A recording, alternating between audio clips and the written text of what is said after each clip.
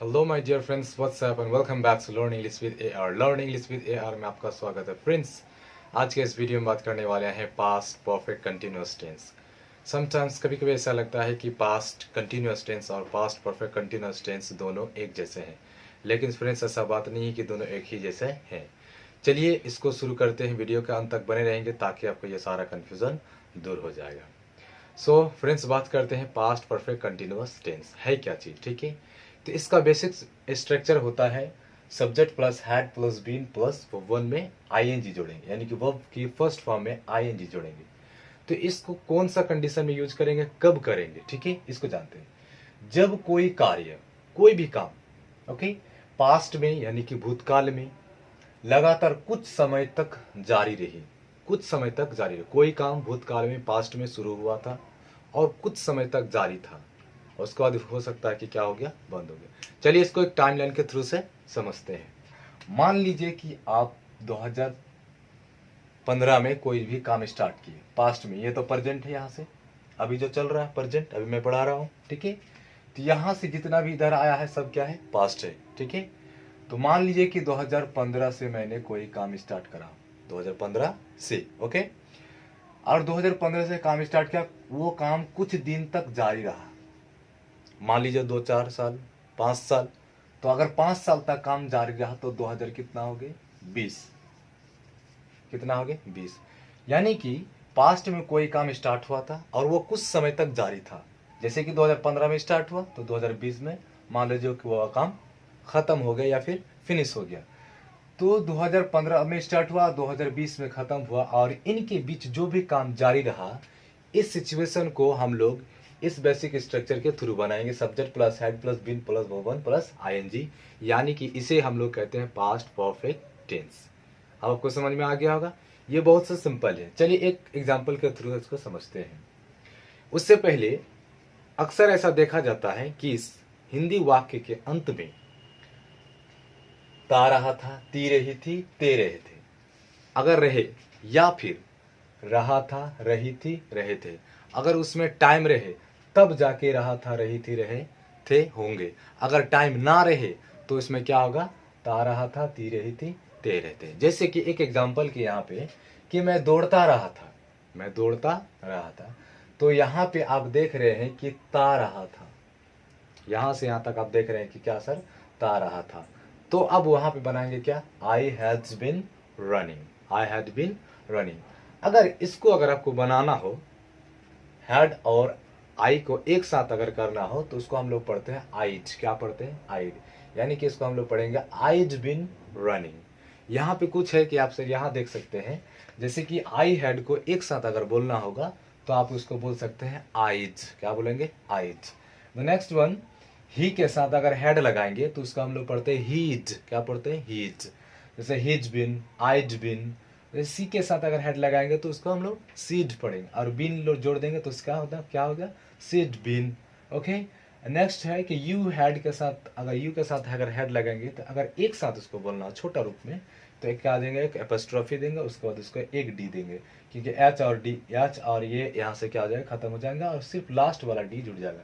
यानी इसको हम लोग पढ़ेंगे का यूड। क्या पढ़ेंगे, यूड। उसी प्रकार वी के साथ अगर हेड जोड़ेंगे, एक साथ अगर छोटा स्वरूप बोलना होगा तो वीड, और दे के साथ अगर हेड का प्रयोग करेंगे तो इसको क्या पढ़ेंगे, देड। क्या पढ़ेंगे, देड। सो यहाँ पे चलते हैं फ्रेंड्स।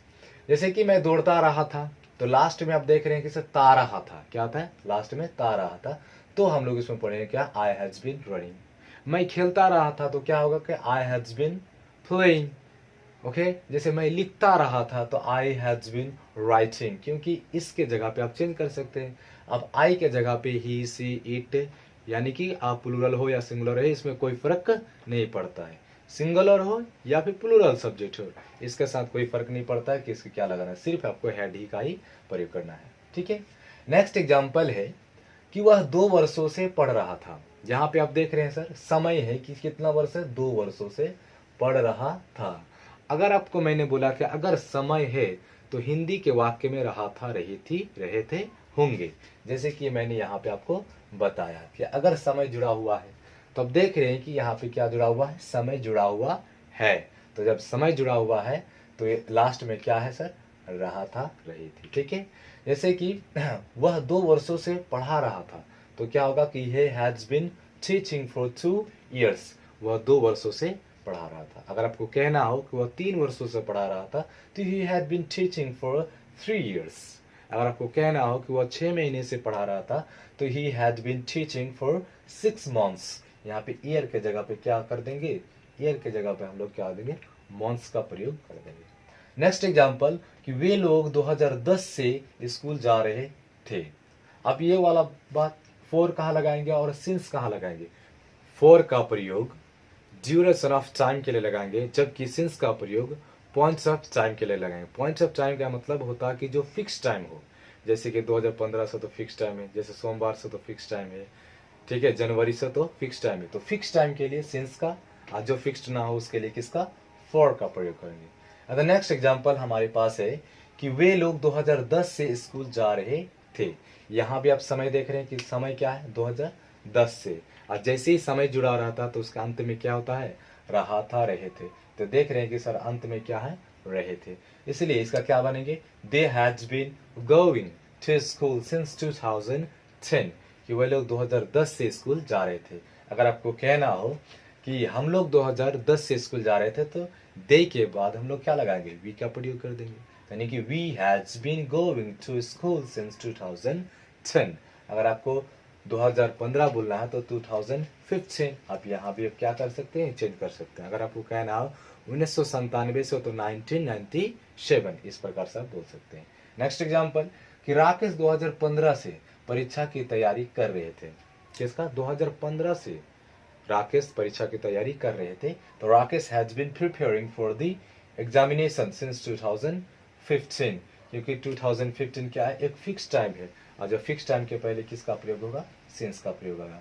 यहाँ पे भी क्या सर, फिक्स टाइम है, इसलिए यहाँ पे भी सिंस का प्रयोग होगा। लेकिन ये 2 years कौन सा 2 साल से पता नहीं है, इसलिए फिक्स्ड नहीं, इसलिए इसका पहले किसका प्रयोग होगा, फॉर का प्रयोग होगा। ओके, आई होप ये बात आपको समझ में आ गया होगा।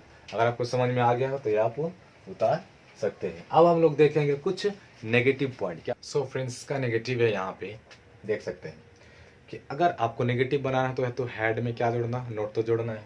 अगर आप हैड में नोट जोड़ेंगे तो उसको एक साथ पढ़ते हैं, इसको क्या, हैडंट, क्या पढ़ते हैं, हैडंट। यहाँ पे ओ जो है इसको नहीं लिख के एन और टी को लिखा गया है, और एपोस्ट्रोफी दे के टी लिखा है। ओके, तो इसका क्या होगा, एक एग्जांपल के थ्रू समझते हैं। जैसे कि I has been teaching since 2005, कि मैं 2005 से पढ़ा रहा था। ठीक है, अगर इसको नेगेटिव बनाना है कि मैं 2005 से नहीं पढ़ा रहा था, तो नोट कहाँ जोड़ेंगे, यानी कि हेड के बाद ही आपको नोट जोड़ना है। ओके, तो I have not been teaching since 2005, कि इसका मतलब यह हुआ कि मैं 2005 से नहीं पढ़ा रहा था। तो हेड के बाद आप लोग देखा कि यहाँ नोट का प्रयोग होगा। अगर आपको हेड प्लस नोट को एक साथ रखना हो तो कैसे, तो इसको हम लोग क्या पढ़ते हैं, आई हैडंट, क्योंकि इसी के साथ जोड़ देंगे तो आई हैडंट बीन, उसका टीचिंग तो रह जाएगा सिंस 2005, कि मैं 2005 से नहीं पढ़ा रहा था। ओके, अगर आपको इसका इंटरोगेटिव सेंटेंस बनाना है तो कैसे, यहाँ पे जो हेड है उस हेड को उठा के पहले लेके जाना है, और यहाँ पे कोई भी सब्जेक्ट आएगा यहाँ पे लेके आ जाना है।